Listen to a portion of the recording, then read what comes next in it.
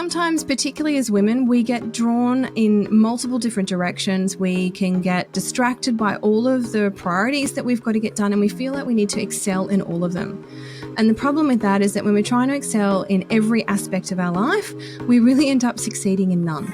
And so I want to invite you to think about the season of life that you're in, what it needs from you now, acknowledging that every season that we are trying to live in is going to be different, because trying to live in all of them is absolutely exhausting, and it is a recipe for failure.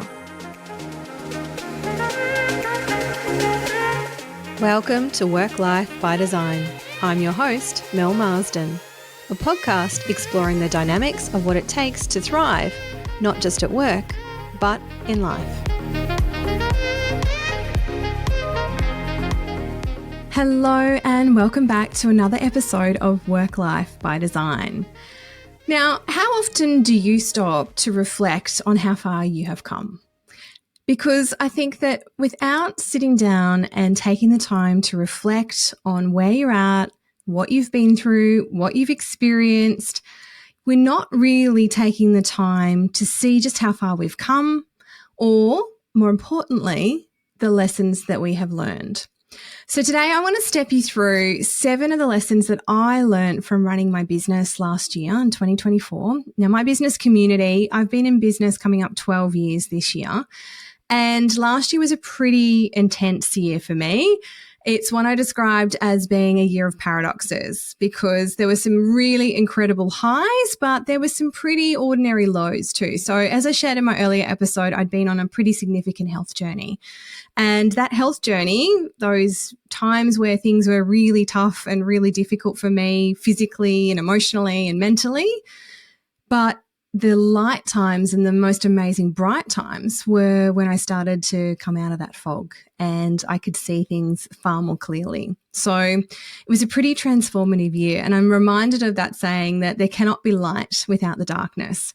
We need the contrast. We need to see what's happening in the negative to learn from that and to really then appreciate the positive and the lightness. Now, that was my own personal journey, and there was a lot of ups and downs that went through that. But I think what's really important for us to take away, particularly as business owners, is that a huge part of what it takes for you to steward your business is in turn how you steward yourself. And this is the vision that I have had for my own life. It's how then I want to turn up in my business. And I think these two are really inextricably linked. We really need to understand what it is we want from our own personal life so that we can then design a business around it. Because what I know from running my business for almost 12 years is that when you are constantly chasing something, you're pursuing success that you think that you need or you think that you want or you believe that's the way that it should be, you are moving further and further away from the life that you desire for yourself. And in a big part, that is what's then contributing to your bitterness, your resentment, and in my case, end up being adrenal fatigue and burnout, because I had been pursuing this idea of what my business should look like, how it should be structured, and none of that was really serving me to live the life that I wanted to live. And so I needed to make some changes. And that all happened as a result of me understanding, firstly, that I had ended up in that situation and that my health was suffering as a result, to then make these changes. And sometimes we need a pretty good push, and the pain has to get so great that we actually then start to focus on it and take the time to address it.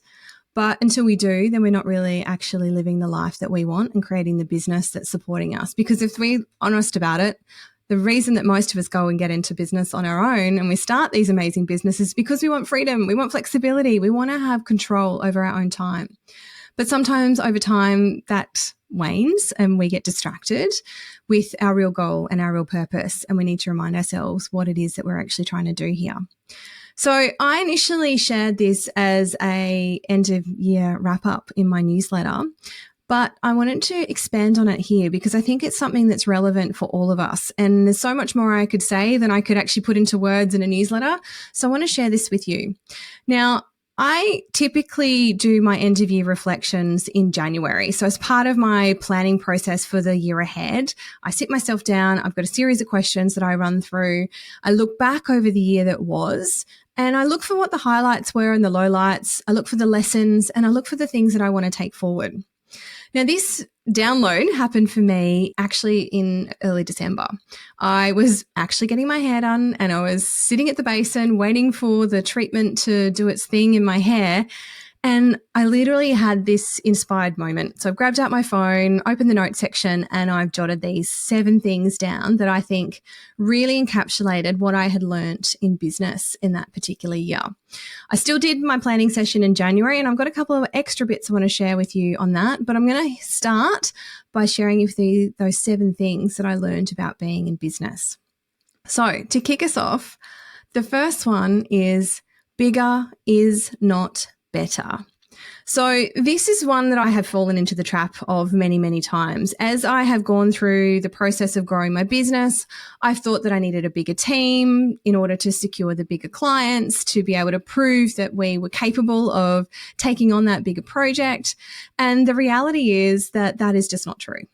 It hasn't necessarily needed to happen at all. But that was my belief. I believed that in order to be taken seriously, to win those big projects, that I needed to have this incredibly big team around me to show them that we had the resources, we had the capability.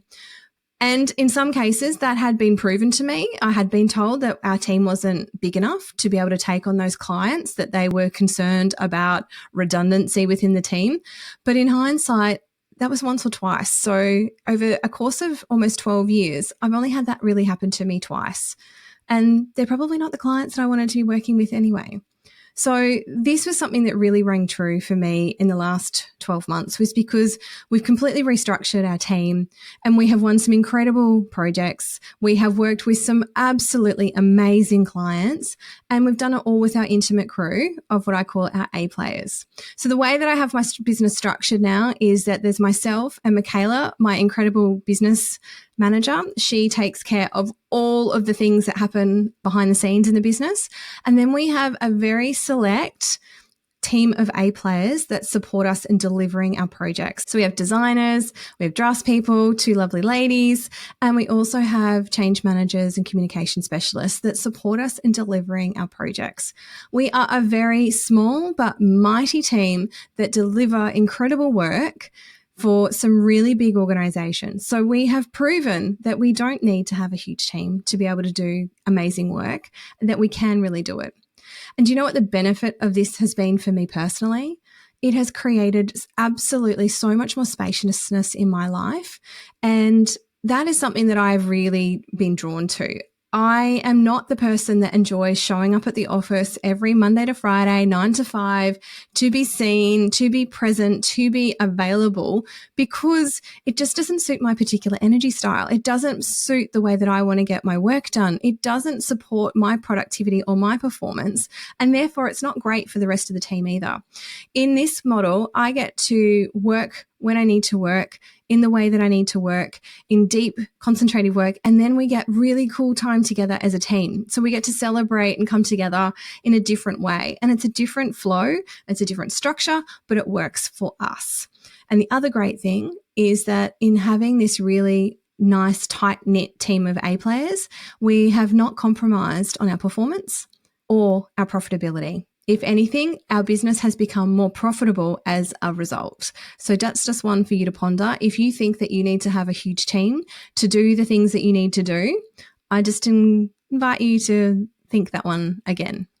Now, number 2, this is one of my favorites. Walk to the beat of your own drum. And this is all about the fact that success really does look different for everyone. And as I just said, I thought I had to have this big team, but the reality is I didn't need that. And my success looks very different to other people's, but I was spending so much time meerkatting what everyone else was doing, looking at what was going on in my industry, thinking about how other people were doing things, looking at what other things look like for success for other people. And I just wasn't owning my own version of success. What does success actually look like for me in my life at this point in time? Now, I have a young blended family, which I needed to create space for. I need to be present with them. They had some big moments last year. My little one started grade 1. My other little one's at daycare. My other big one, she's doing great at high school. But it takes time. It takes energy, it takes focus. And what I was trying to do was burn the candle at 10 different ends rather than actually focusing on what was going to be truly important and therefore make me feel like I was being successful in my life holistically and therefore in my business.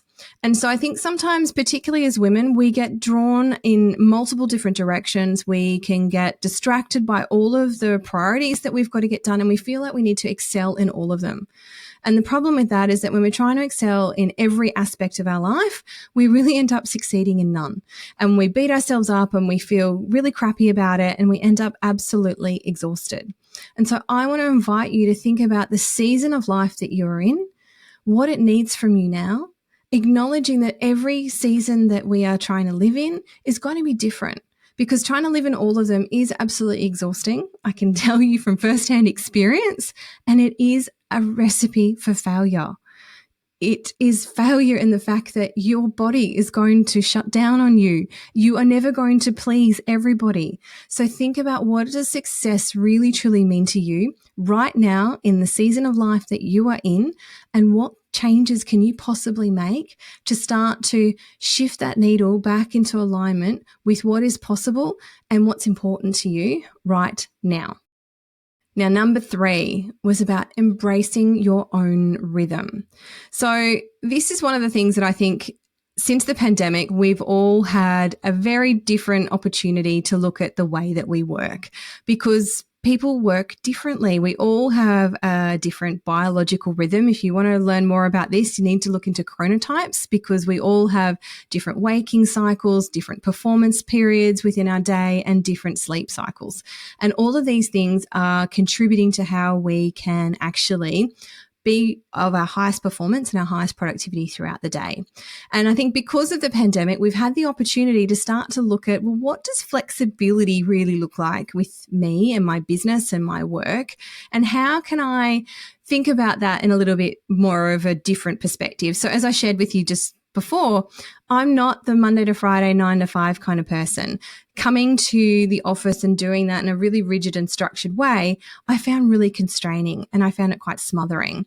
So the fact that I now have this ability to work from home some days, I can go and meet my team in a cafe, we can do workshops, we go and we meet clients. This level of creativity and flow has absolutely made my soul sing, because I'm not bound by this idea of a commute or a place or a schedule, but I'm free to really ebb and flow with the needs of my business and my life. So things change for us. We've got kids drop off, we've got school pickups, we've got sports days, or there's an event that's happening. We've got the flexibility to move and ebb and flow with that. And it has meant for me that I have been able to really restructure and reconsider what's important for me in each and every part of my day. So getting to get up and do my morning yoga, I can do my meditation, I can go for a book walk after I do the school drop-off without feeling that pressure of I have to be in the office and at my desk by 9.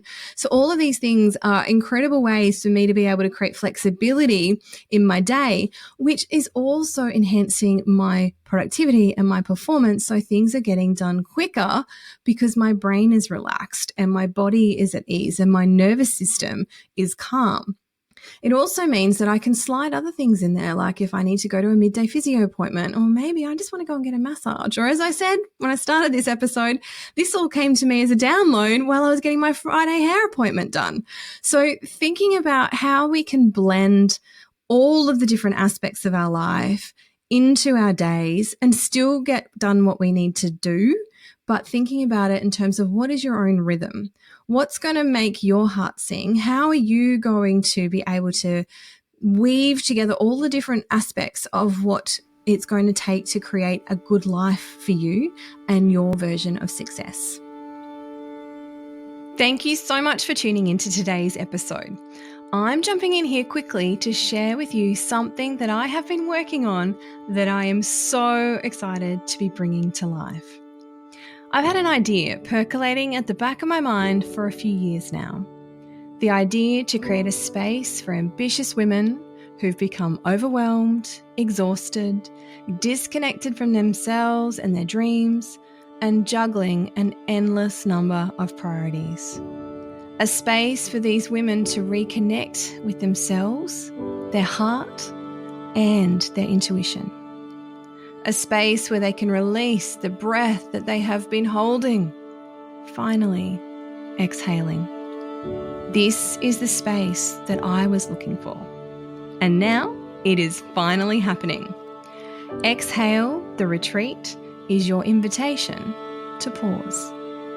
Nestled deep in the Tweed Valley, this retreat is your sanctuary to switch off from the outside world and to come home to yourself. To reconnect with your heart and soul, your deepest desires, and remember the woman you wholeheartedly want to be. A woman who feels passionate, creative, and inspired by life. A woman who radiates this energy outward, uplifting her family, her business, and everything that she touches. You'll be immersed in nature and treated to deeply restorative experiences and powerful conversations that will enable you to release the weight of what no longer serves you, creating space for the expansive, extraordinary possibilities just waiting to unfold.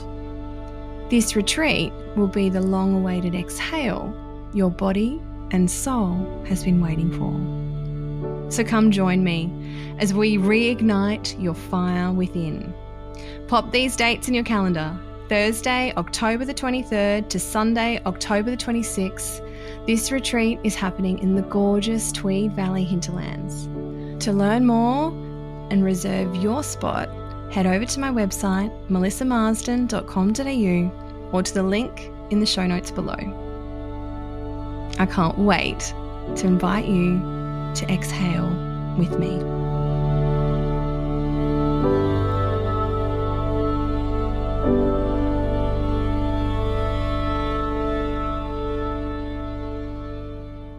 Now, number 4 was, if it's not a hell yes, then it is a hell no. And this one came about because life is too short to do work that does not light your soul on fire.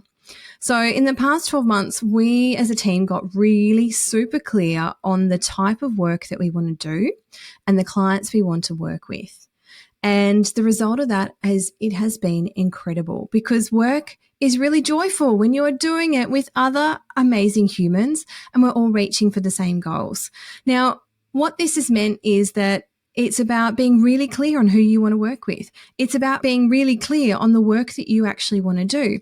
And for the longest time, I was really resistant to this because I had this perception, this belief that the only way that I could do the work that I wanted to do was if I also delivered these other suite of services, or that this piece of the puzzle I couldn't do because I had to do this piece of the puzzle, but I really didn't enjoy doing that other thing.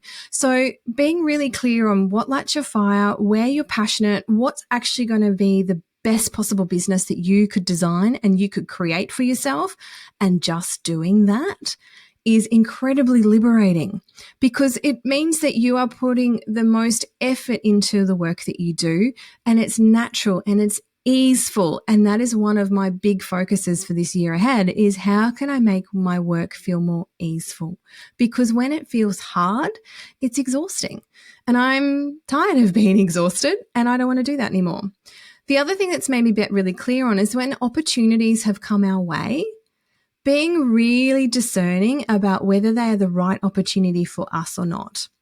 Now, I made this mistake a couple of times last year, to be honest, and it was exhausting because there was a couple of opportunities that came our way. They were extremely excited about the possibility of working with us, but I just didn't feel like they were going to be the right fit for us. They weren't in a space where they were ready to make the decisions that needed to be made. I don't think they were ready to make the investment that they needed to make in order to take the process that they needed to take. And the reality was that I put a lot of time and effort into developing proposals, attending meetings, workshopping this with them, only for them to go in a different direction. And the reality of that was I knew in my gut that that was not going to be an aligned fit. I just didn't make the call soon enough. So I'm encouraging you to trust your instincts. And if it's not a hell yes, then it is a no. And that brings me to number 5. Number 5 is I already have the answers to all of my questions. Now, this one is a lot about the fact that I believe and this is again in myself, I had started to really outsource a lot of my decision making, my thought processes and my intuition. I had just handed it all over and felt that I was not capable of making decisions. I had lost a huge amount of trust in myself and my ability to lead my business and my team as a result of a number of things that had happened. And I had just completely lost all of that self-confidence. And so I just ended up outsourcing it. I would ask my friends, I would ask business coaches, I would ask other people what their opinion was, and I would take that route. But the reality is that that wasn't serving me. It wasn't serving my business because they weren't things that were aligned with how I wanted to run my business and how I could then honestly show up and continue to support and grow my business.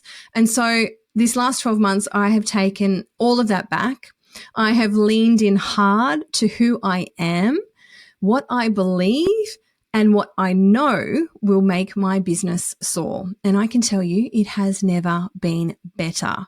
So if you are struggling with your trusting your gut, trusting yourself, trusting your intuition, owning yourself and who you are and being proud of who you are and what you bring to the table, then I highly recommend spending some time to find yourself again and really connecting back in with who you are, because there is no one else like you, and you are incredible, and you are doing things out there in the world that nobody else can do because they are not you. And you are going to bring so much value and perspective to any conversation, and the way that you are going to do it is going to be different to everybody else. But you already have all of the answers that you need inside. You just need to tap into it and to connect to them. Now, number 6, work is what I do, not who I am. Oh my God, this was a really hard one for me to learn because for the longest time, my identity has been so tied up with what I do. Now, I've been unraveling this one for a really long time. And whilst I'm really starting to feel like the ties are dissolving, there's still strands that are still connected. It's still attached in other ways, but at the same time, it has also been so incredibly liberating to be able to extricate myself from this one, to start to loosen those shackles of the fact that I am an individual, I am a mum, I am a creative, passionate woman. I love to go out and I love to go hiking. I love to be in the bush. I love to paint. I love to have dinner with my friends. I love to go on holidays. There is all of these other aspects of me that are not what I do. And to try and find my value and my worth in other things outside of work. That has been, as I said, one of the most difficult things because I have really attached my identity to what I do for so long that untangling this has been a lot of work. And as I said, that's still not completely unraveled, but it's a really big step in the right direction. And one of the things that my husband likes to remind me of is that don't get so busy making a living that you forget to make a life.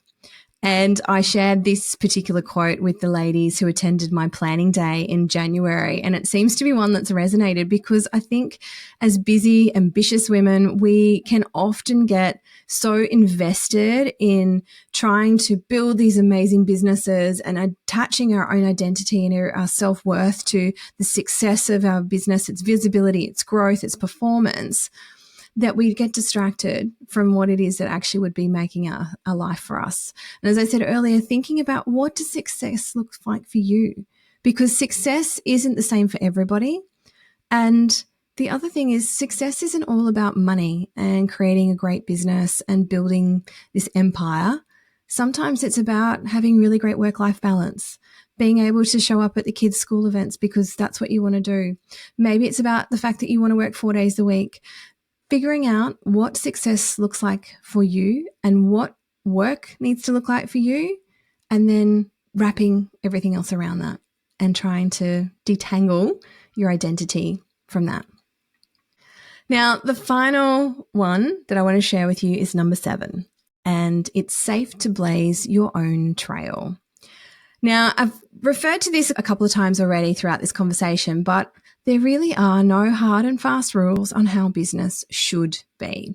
And this is one that I see in a lot of the women that I get to speak to and I interact with through my coaching and the planning days and my clients, is that we have this idea of what we should be doing. And we've picked that up through things from as young as when we were a child to the way that we see business done now. We go and we attend business networking or coaching programs or mentoring or education, training, and we're told this is the way that things should be done. But the reality is there is no hard and fast rule. You can design the business that you want however you want. It's about you being deliberate and discerning and making the right choices that are going to support you to create the business that you want to create. So this year, just gone, I completely reimagined my business to follow my passions, my interests, my skills, and what I also knew my clients needed as well. So when I was talking earlier about the fact that I didn't want to do those parts anymore and I only wanted to do these bits, all of that was about me trying to unravel what I thought my business should look like, because nobody else has built a business in the model that we are currently operating. So at Community, we do the workplace strategy. So coming in and helping organizations really understand what it is that they're trying to achieve and how their place, their environment is going to support those strategic goals and objectives to create great employee engagement with their team. We then have elevated and sit at that design advisory role. Now, at that design advisory level, we are supporting the client by sitting on the same side of the table as them, helping them make sense of the decisions that are being placed in front of them, whilst maintaining the integrity of the strategy that we have created across the process. So we help those clients find the right team members and their designers, their project managers to actually execute and create that particular project. But we sit in that advisory role to maintain that continuity along that process and support them in that decision making. With my 20 plus years of experience, I have seen so many things that need intricate little decision making. And so I'm bringing that experience to the table in each of those particular conversations. And then on the other end, because work has shifted so dramatically and the environments that we are creating for our people now look nothing like the environment they're usually leaving, we are sitting in that change in communications role. So change leadership, helping the organization upskill, develop and build the in-house capability that they need to transform their business. On the other end, it's about onboarding people into the new space, helping them understand the etiquettes, what their personal work performances look like. It's about upskilling their changing communications team on how to manage a change program and giving them templates and resources and coaching support through that entire process. It's about upgrading and upskilling their leadership team so that they can help successfully navigate this change transition period.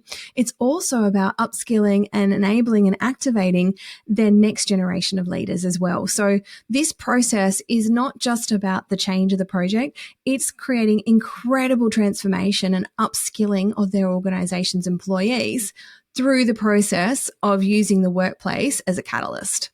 And so that was so cool to be able to finally build this business that was what I want to do. It's what I want to deliver to my clients, because this is where I am most passionate. This is where I am most excited.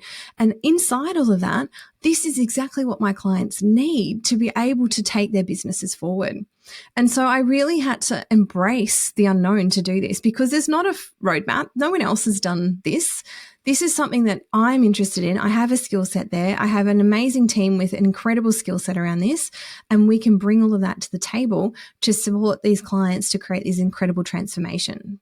And what I've learned is that you don't always need to have it all figured out. You just have to know how to take the next right step. And that has completely enabled me to change our market offering.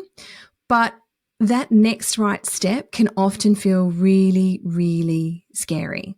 So there was a quote that I read recently, and it was about the fact that you need to trust where your 2 feet are right now and just put the next one in front. Take that one more step just in front of the last one. And it's that simple. Just keep working and keep taking those steps in each and every direction, because it is safe to blaze your own trail. You don't need a well-worn path. You don't need to see someone else doing it. You just need to have the idea and the vision inside you and just continue to take those next right steps.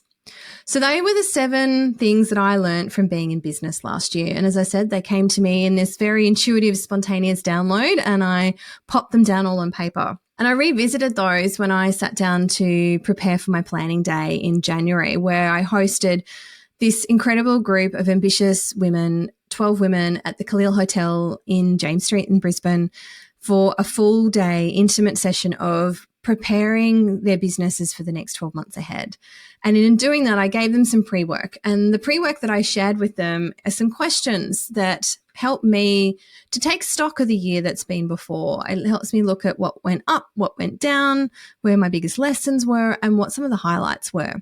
And the reason I'd like to do this, and I think is so important for us to look backwards and reflect, is so that we can work out, well, where are we going to go forward? So for me, if I looked back and I looked at what some of my biggest lessons were, it was really about not trusting my gut, not listening to my own intuition. So as I said, I went down the path of sharing those proposals and going and investing and all that time and effort and energy into those clients that I knew weren't aligned.